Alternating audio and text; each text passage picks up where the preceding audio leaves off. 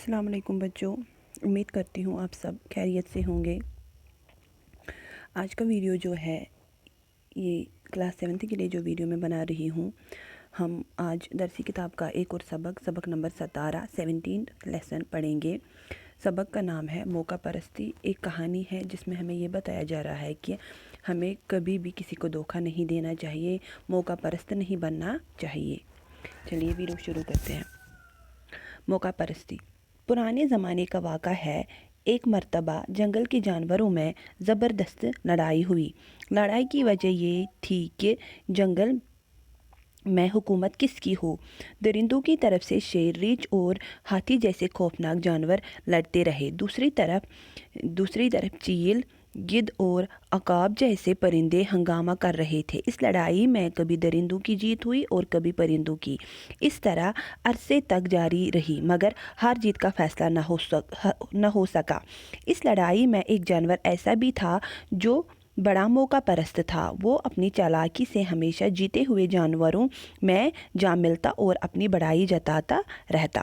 لڑائی کی وجہ سے اسے نہ تو پرندے ہی پہچان سکے اور نہ ہی درندے۔ لیکن ایک دن ایسا بھی آیا کہ جب لڑائی بند ہوئی اور دونوں پارٹیوں میں صلح ہو گئی تو انہوں نے اس جانور کی اصلیت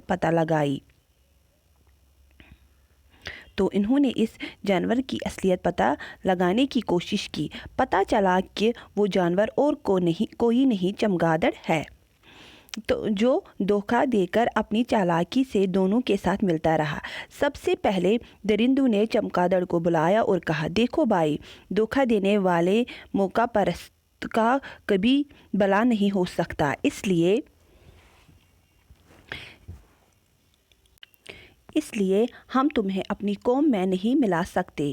تمہارے یہ بڑے بڑے پنکھ ہیں، پھر تم چوپائے کیسے ہو سکتے ہو؟ یہ سن کر چمگادڑ دوڑا پرندوں کے پاس گیا۔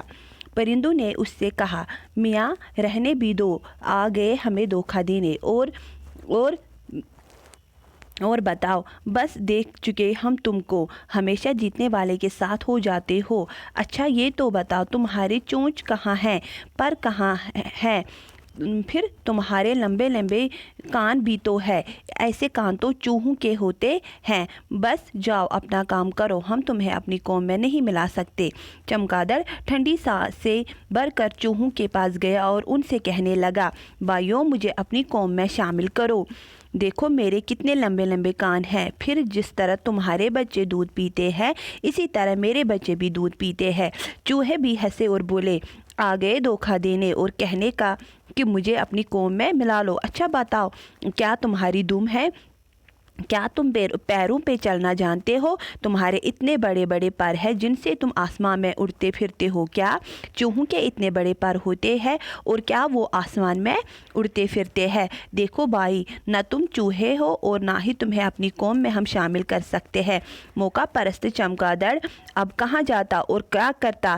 اس کی ایسی درگت ہوئی کہ کہیں کا نہ رہا۔ مایوس ہو کر